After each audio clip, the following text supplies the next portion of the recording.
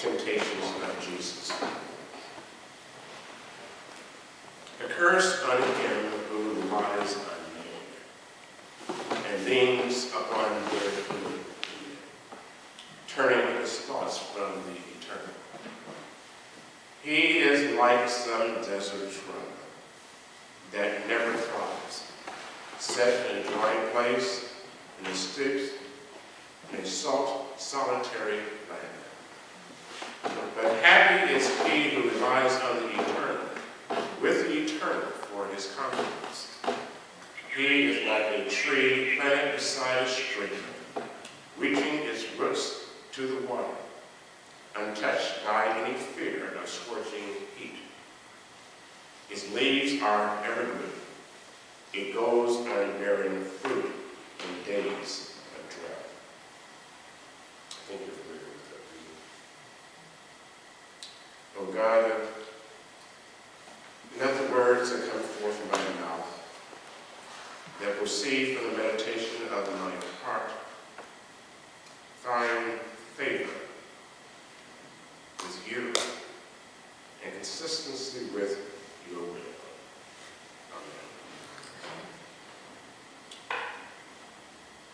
With all that's going on globally, with the uprisings for social change, we see so many people now standing up and demanding new forms of government, I am still quite impressed by the number of people who feel so impotent about the possibility of challenging abuse and oppression, especially here in this nation. I'm very disturbed by how easily misled we are as a people and as a nation. And I think there's no better time for us to look at this than during this time of Lent. This time when so many people focus on our private concerns and private sins, and that is fine too. But we also need to look at the high purpose that filled the life of Jesus. Very high purpose. We talked last week, or when I was here last time, about the baptism of Jesus, and then his being led into the wilderness for the temptations. It is clear to Jesus at the rarefied moment of baptism that his life had purpose. We'll recall the scene where it seemed as though when he was baptized, there was the dove of peace, the bird of peace landed on his shoulder. And it was proclaimed that God was very pleased with what had developed in Jesus' life. Jesus' authenticity, his wrestling with who he must become, was pleasing to the sight of his Creator. In a scintillating as well as illuminating breakthrough, Jesus knows that he has been called and confirmed as a vessel of the living God, to be an instrument of God, to achieve newness of relationship between human and the divine, between humans and the societies in which they live, the world that existed and the world that was waiting to be born. And it is crystal clear in his mind that the legacy of past prophets of the one God who limited the oppression of the peoples of the earth and dared proclaim a better day ahead, find fulfillment in his own life. That is, he was rooted, he was part of a legacy of people who had been oppressed and who struggled for freedom. The message of past oppressions and the faith of the past prophets are mated in his own soul. Yes, to borrow an idea from the Reverend Phillips Brooks, the hopes and fears of all the years met in this youthful, awakened personality. So we often focus on our personal shortcomings during the time of Lent, and that is perfectly fine. Yet the temptations of Jesus are larger than the personal. He seeks a way to implement the kingdom, or the realm of God, or the realm of heaven. He seeks to implement it, and he senses, he trusts that somehow he knows that reality is at hand. The kingdom of heaven is near. It is within reach. And the question with which he struggles is, how do I help to bring it in hand, to bring it forward, to make it a reality among the peoples of the earth? He knows that for which his soul hungers. And the question is to how to achieve disposition or settlement in this life, in the contemporary world. This is not just about him as an individual. No, personal salvation, redemption, it was not about that merely. It was about the uplifting of a people long despised and abused. Thy kingdom come, thy will be done on earth just like it is in heaven. The temptations, they mean a lot to us because they sort of humanize Jesus if we look at the story seriously. For he says that Jesus really is wrestling with correction, with assessing who he really is, and what are the benefits that go along with who he is. It is a crucial delving into personality, dealing with such questions as, who am I really? I am human. I am in need of bread. I need to be sustained. I need nutrition. I need to earn a living, to take care of my physical needs. Bread is important. Is God erased? Is life so impressed with me?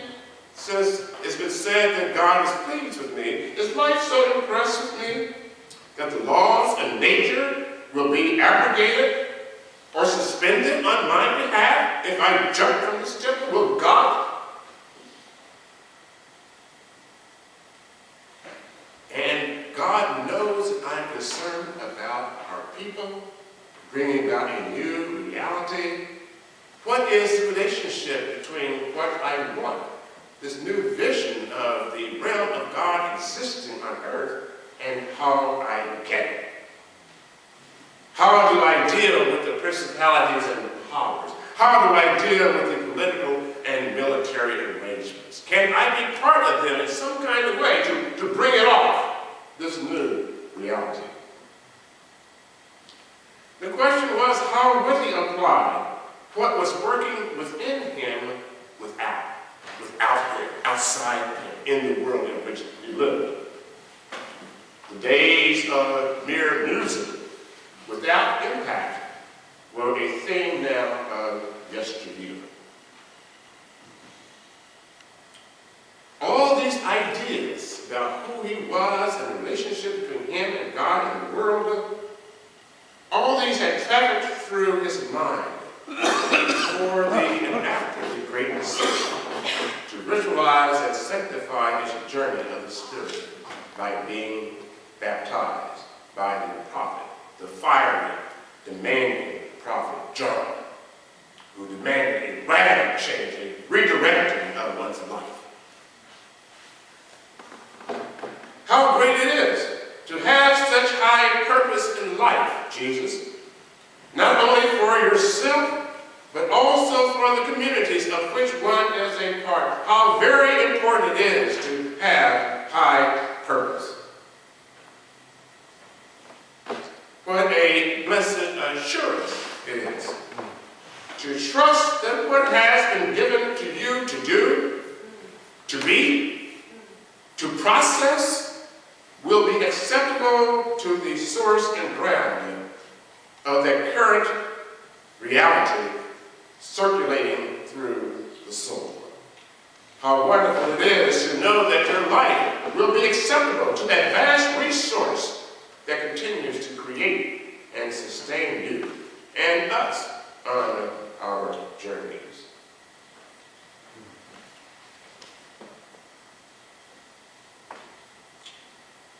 Jesus is able to defeat the warring ideas within his own soul because of the centrality of a vision that he holds within his soul. Soul? What is that? Well, William Hawking defined it as the human self in its dealings with its total horizon. The human self in its dealing with its total horizon, trying to hold its bearings in the infinite universe of fact and meaning. When it loses its bearings, it is a matter of life or death for the soul to recover them.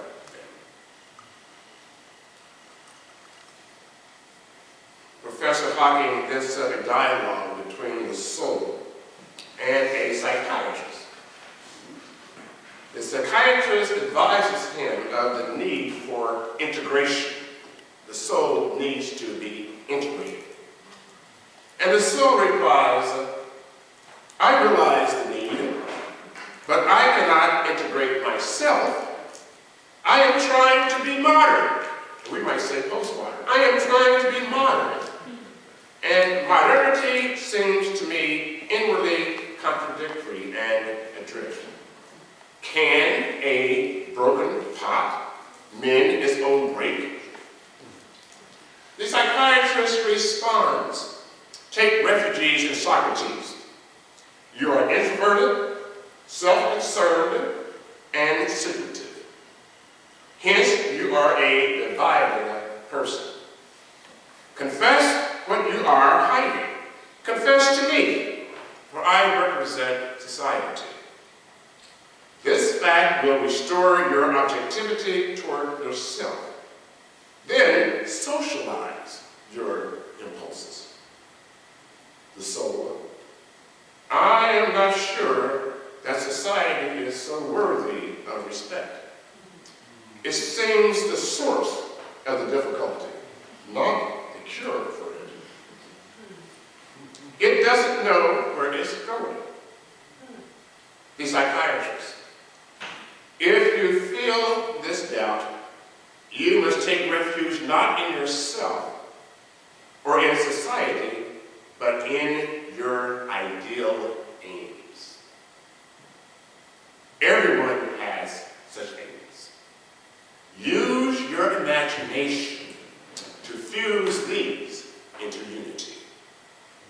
Give yourself to the service of this unity, and you will be integrated. You will again be a soul. The soul responds, I have been taught that ideals are but myths. The psychiatrist, I cannot assure you that they are not. But even fictions have a healing power. Everyone is helped by having some sort of myth. Give yourself to the healing fiction. The soul responded, I see your difficulty. You believe nothing and cannot heal me without a belief. The fiction might heal me if I did not know it to be a fiction. Knowing this, I cannot give myself to it. But I see you've done your best. Farewell. The psychiatrist had an idea. Correct. Imagination is critical to an integrated personality. Vision is critical for an integrated personality. Other people are critical to an integrated personality. And myths are important. For without them, we only have facts. The 17th century cleric and philosopher Richard Cumberland wrote in 1672 that promoting the well-being of our fellow humans is essential to the, quote, pursuit of happiness. We've heard that phrase, haven't we? John Locke wrote a little bit later in his essay concerning human understanding that the highest perfection of intellectual nature lies in a careful and constant pursuit of truth and solid happiness. We know that Locke's writings were a source of inspiration for Thomas Jefferson. And we hear these great words in our Declaration of Independence. We hold these truths to be self-evident that all men are created equal, that they are endowed by their Creator with certain inalienable rights, though none of these are life, liberty, and the pursuit of happiness. The pursuit of happiness. Ken Myers wrote that when Thomas Jefferson selected the phrase "the pursuit of happiness" to describe one of the unalienable rights of people, he was appropriating an idea with a very long history. Since the time of Aristotle and before, happiness was understood as a condition to which all people aspire. But for the Greeks, as for the biblical writers, happiness was an objective reality, not just a feeling or an emotional state. It was not just about "I'm happy." The phrase "whatever makes you happy," so commonly uttered today, would have been nonsense to Greeks, Hebrews, and the early Christians alike, since it implied no fixed moral order in which happiness resides. Happiness cannot be separated from the moral order in which one lives. It is not a private kind of thing that a person can realize. Happiness is thoroughly synonymous with the idea in the Bible of blessedness and the pursuit of blessedness. That's very different from being happy and smiling all the time. It's about being blessedness, understanding the rooting of God in one's life and how that relates to the society in which one lives. It's about trying to create the conditions that empower all people, give people a sense of wholeness. That's blessedness. In classical and medieval Christian ethics, happiness referred to a state of human flourishing or well-being that aligned the life of a person with the truest good. Actions, thoughts, desires, and ambitions had to be ordered in light of the proper end of humankind in order for a person to be happy. Happiness was thus, he said, ethical, not a psychological project. To pursue happiness was to pursue the whole reason for one's being. But that meant also recognizing one's desires and one's actions were also at times in the need of correction. It is not just about doing my own thing when my own thing hurts other people. Therefore, regardless of how imperfect this nation was in its inception then, and even how it's imperfect now, there is a loftiness in the Declaration of Independence that gives a sense of aspiration and desire for implementation in the real world of realities that support individuals and individuals in a larger community. It is a bit watered down from what Jesus was talking about, this whole idea of the kingdom of heaven, yet it is still an important idea. And those who would take it seriously would also have to wrestle with ethical concepts and the idea of how to achieve ends, the communal ends designed. Now this idea, even in the Declaration of Independence, is the pursuit of happiness, which is an extraordinary idea when you think of it, especially at that time. For all people, supposedly, the people who were considered important in terms at the time.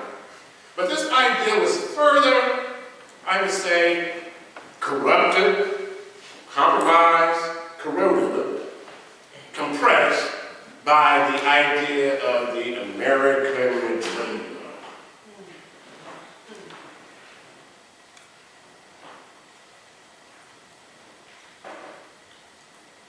John Dalton, in his book on the moral vision of Cesar Chavez, says that the idea of the American dream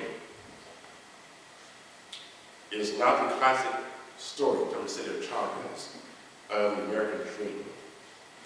The story of success in America celebrates individuals who have somehow overcome poverty.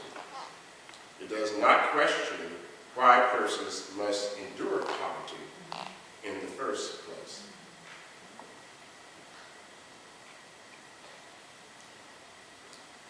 The American dream.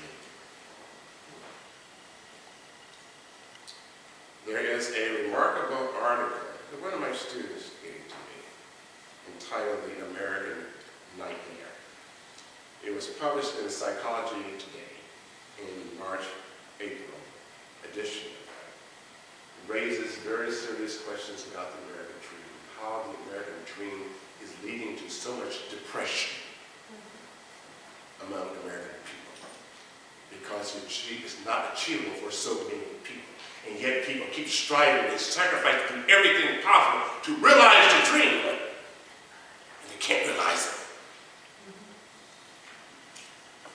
In the article, for example, it says that there was a recent analysis covering the years 1946 to 2006 that found rising levels of happiness in 19 of 26 countries around the world. The United States was not one of them. We talked about the fact that people in the United States spend about 1,900 hours per year working, whereas people in Norway and Sweden spend something like 1,400 hours a year working. So that's a difference of, this is for 10 hours approximately a week. The Americans work 10 hours a week more than people in these other countries. Okay. And what he's saying, not only do we work more, but we also then spend more time with children. We spend more time, and we're dissatisfied. And why do we spend the time working? To try to accumulate, to try to do for our children what we think that they need to have. And they're finding that more and more people are being stressed out because of that. It is saying in the article that we spend so much time at work trying to provide for our children, and then those who have children are oppressed, doesn't use this word, by the schedules of the children. Yeah. Oppressed by the schedules. And it said in many European countries the parents are still the adults, but not in the United States. Because so many parents, you ask them what they're doing, and the first thing is, well, they talk about their children. Then when you say, well, how are you? I'm fine, it's what Johnny's doing, or Johnny's got this kind of practice, we've got this kind of thing. Instead of spending more and more time and work more and more time with our children, and what we're not doing, we're not spending time with ourselves and our own friends. He said, look, so many Americans refuse to even go out and take dates because they've got to be there with their children. In Europe, that's not the case. They take their children with them. And sometimes they leave the children at home and go out on dates themselves because they understand the importance of the other in terms of their own happiness. It talks about even how we moved to the suburbs and we moved out from the public square where people used to gather and talk. And what we've tried to do is to recreate the public square in our homes. So you have a big media center in your home. He said you walk in and it's vulgar. This is all trying to recreate what we have left. And it's saying we can't recreate that. The only way to recreate it is to go back to what we're talking about, having some kind of vision, having some kind of understanding, having some ideals of oneself that one seeks to achieve. This is really a pretty damaging article in terms of where we are as people and as a nation. But it reminds me then again that why it is so important for us to look at the lives of people like Jesus, who did have a vision of life being more than accumulation. The life being more about how do we realize relationships that make sense. That we are a part of one another. We need one another if we are to find fulfillment.